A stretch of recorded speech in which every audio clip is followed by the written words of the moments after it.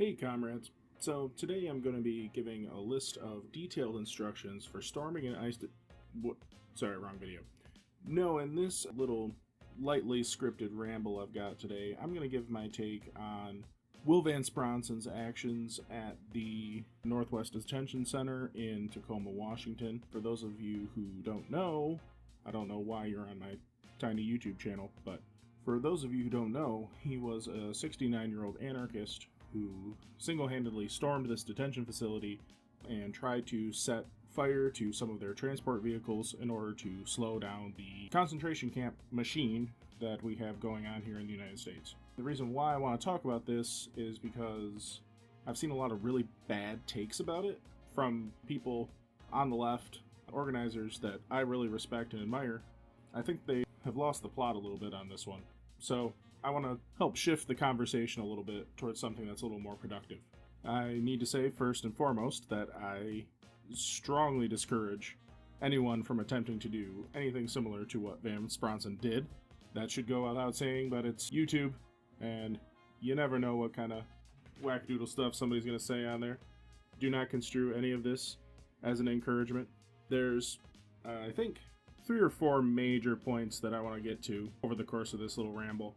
First is that the phrase suicide by cop should not be used by serious revolutionaries. The second is that this action and other actions like it shouldn't even really be considered suicide more generally. And the third point is that we shouldn't be evaluating this action solely by political efficacy.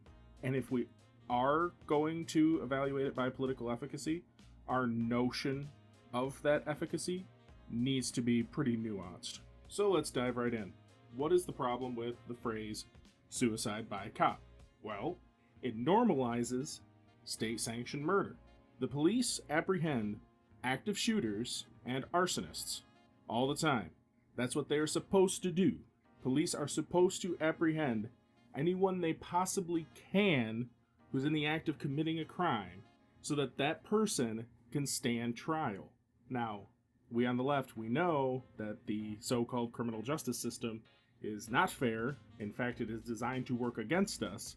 But we should be able to hold the state to at least its own meager little rules and regulations that it ostensibly holds for itself. So when we normalize it, we also legitimize it and we naturalize it. As revolutionaries, we should not be naturalizing the state. It's essentially victim blaming. Because what you're saying is that the person who did this knew what he was getting himself into, and therefore is responsible for his own death. Knowledge of a likely outcome does not mean that you have caused that outcome. If I know that it's going to rain tomorrow, and I don't bring an umbrella, and I go outside, I haven't really caused myself to get wet. Maybe we don't really like that analogy for this situation, but if we don't like this analogy for the situation, it's only because real life is actually even farther from this analogy. We're talking about real human beings here, these ICE agents and these Washington State police officers. They aren't impersonal forces of nature. They are people with free will. They made the decision to shoot him. Someone's actions never necessitate the specific response that they get. If we allow for that, then we are basically writing off people's free will, and we are obviating the need to critically examine social structures because we just assume that these state agents basically have no free will and they're just going to do what you expect them to do. You know, the whole phrase, play stupid games, win stupid prizes. That's how a lot of leftists see this, is he went off to go storm an ICE detention center. What did he think was going to happen? Of course they were going to shoot him. When we know that maybe those Washington State police officers or the ICE agents may not have ever come to our side from this, but we know there are examples throughout history of people changing sides in the face of a conflict, staring down the enemy, basically. Doesn't happen often, granted, but it does happen. Obviously, Van Spronsen didn't think it was going to happen. He didn't think he was going to change anybody's mind by setting fire on these buses. But hey, who knows? They are people. They are not a force of nature. They have the independence to do that sort of thing. Unlikely? but it is possible. So I think that by using the phrase suicide by cop, I mean, it's a moral confusion, but because it normalizes state murder and naturalizes state murder, it's also cop work. Cop work is when you do, I mean, you either work for an agency that literally arrests and prosecutes people or jails them or whatever, but it can also be, snitching, or it can just be putting out memes into the meme environment that reinforce the natural police state to say that, well, this is just the way it is. When you put ideas out there, like when you say suicide by cop, and especially when you demean the person that did this, when you say that Van Spronsen was just a sad, broken, desperate, lonely man who obviously had mental illness or whatever else, that's cop work. That's what the police state does. They reduce an individual to their singular illegal action in order to discredit them and discourage anybody else from following in their shoes or thinking, hey, maybe this guy has a point, tactics notwithstanding, maybe he has something that he's really standing for. That's what they do. They take the whole life prior to this one offense is just wiped away, and the headline becomes Florida man does whatever. And wow, isn't that so crazy? He's a homeless man with severe mental illness, and he's just trying to make a life for himself living in public, and isn't he doing weird stuff that you shouldn't do in public? Wow. It's social control. And the fact that anarchists are the ones who are naturalizing and worshiping state power here, I mean, is really ironic, but I guess I digress here. So, if we don't want to call it suicide by cop, should we still even consider it a suicide? What I want to say actually is that this is really more like a response to a broader culture of dehumanization, which is similar formally to acts of stochastic terror. So, when somebody like the Christchurch shooter goes into a mosque and shoots 50 people and puts out a manifesto, that's called lone wolf violence or stochastic violence because it's unpredictable. You just sort of know that these sorts of things are going to happen, but you can't determine when and where exactly. Somebody like the Christchurch shooter is responding to a culture of dehumanization of marginalized people, in this case, Muslims. The dog whistles go out, the racist memes get spread, the Islamophobic memes get spread, and this contributes to an overall mindset throughout the culture at large that says these people don't deserve to be here. They're not like us. They need to either go back or we need to fucking kill them. And if you keep spreading that message out there, eventually you're going to get people that take up that cause.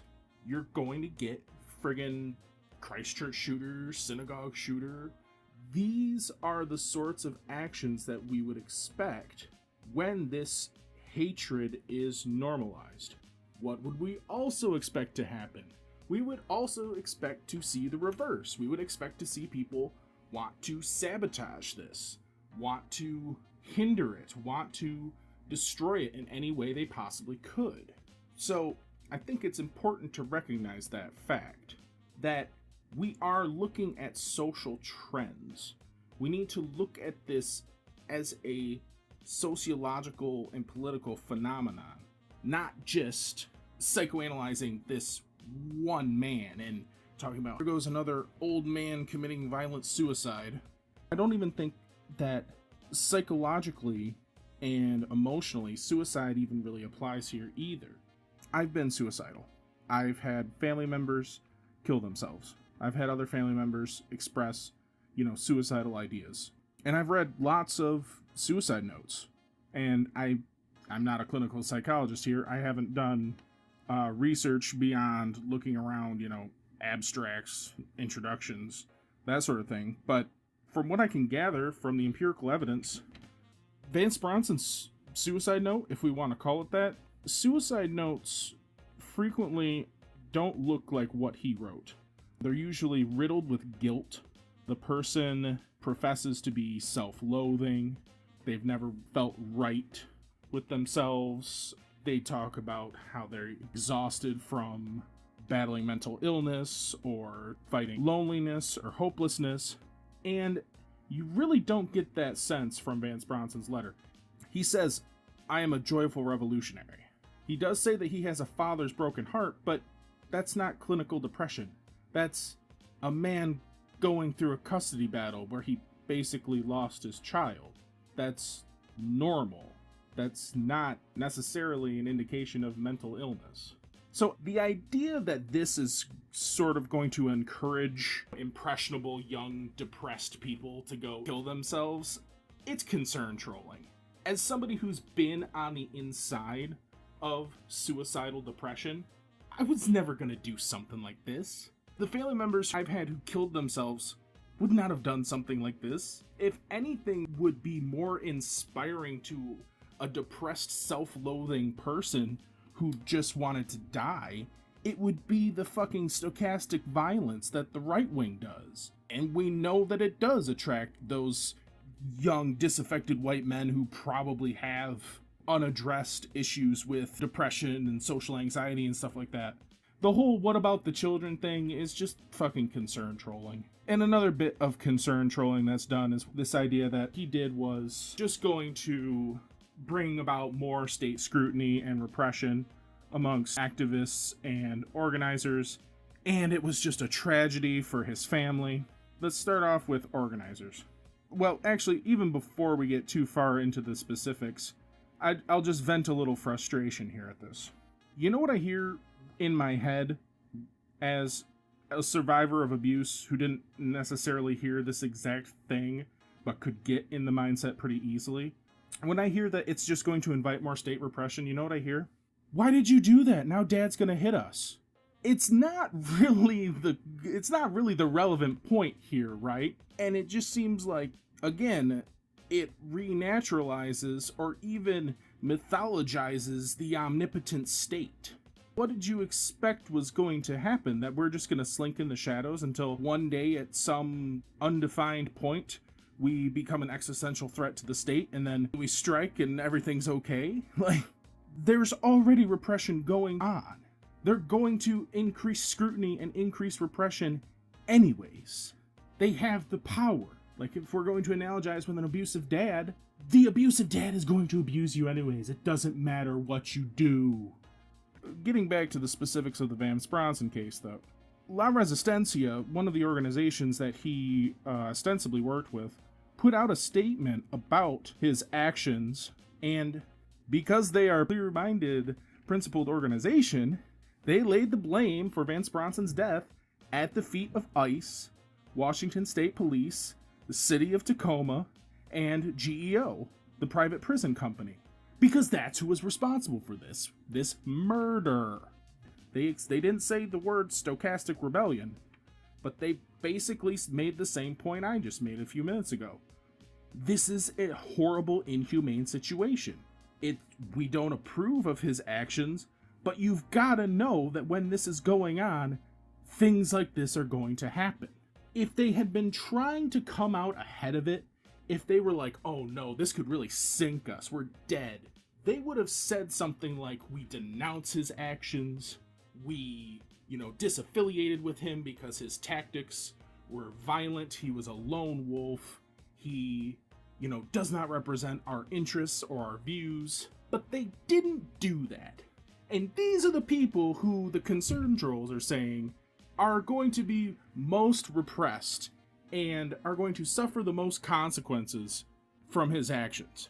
The other aspect of this is, okay, well, this was a tragedy for his family because it was, a suicide, and suicide, really is, hard on families. And it's like, yes, I do know that suicides are hard on families. We've already established that this was not a suicide. This was a state-sanctioned murder. But maybe then the effects are still similar to a suicide. But conveniently enough, his daughter put out another public statement about his actions and talked about how they always disagreed. She was more of a liberal pacifist type. He was obviously, the insurrectionary anarchist type, but she said that she respected his courage in doing what he did. Again, she could have said, I denounce my father's actions. He was a sad, broken, desperate man, you might say, who just wanted to commit suicide violently. She could have said all that. I mean, if she was concerned about scrutiny from the federal government, which is probably more likely than the La Resistencia situation because they would already be facing it, whereas she would not have been facing it until Van Spronsen did what he did, she could have gotten out ahead of that too.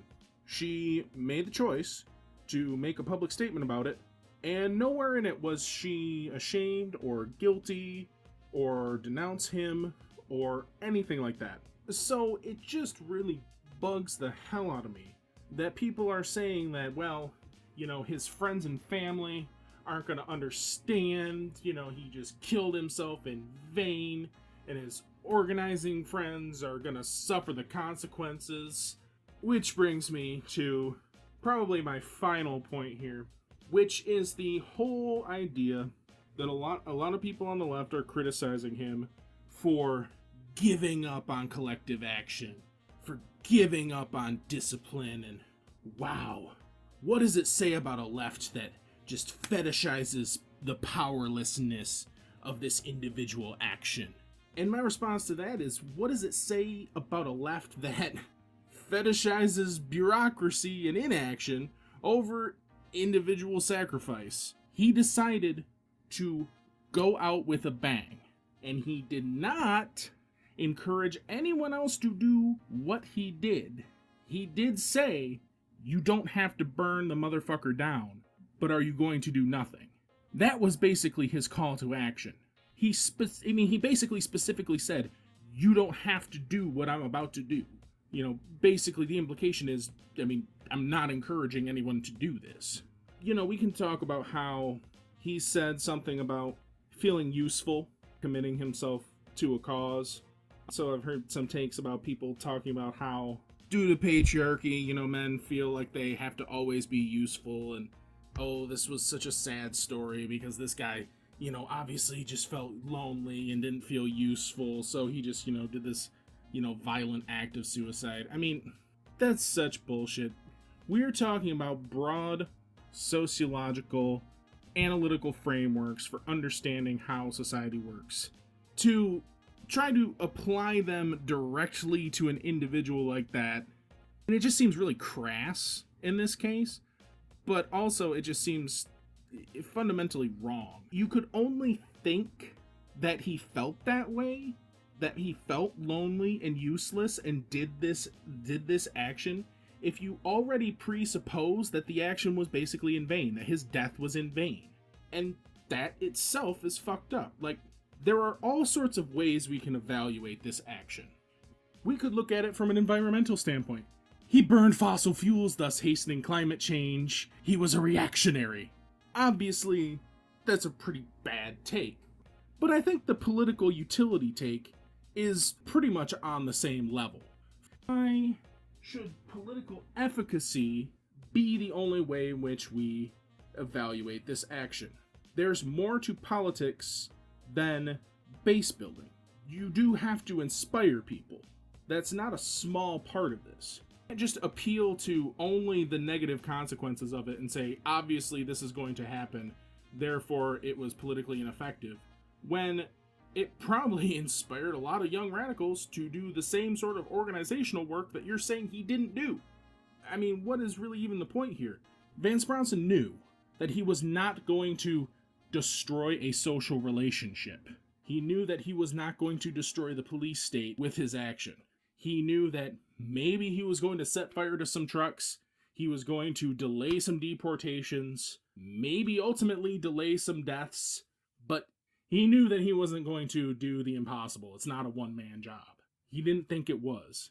He specifically said, I regret not being able to see the rest of the revolution. What does it say about a left that cannot find any sort of value in self-sacrifice in the face of impossible odds? That's fucking cowardly. That is defeatist. If we can't build a left that can resist and rebel, even in the face of absolute certain defeat, then we don't even deserve to be organizing. We have no right to exist. We have no legitimacy whatsoever.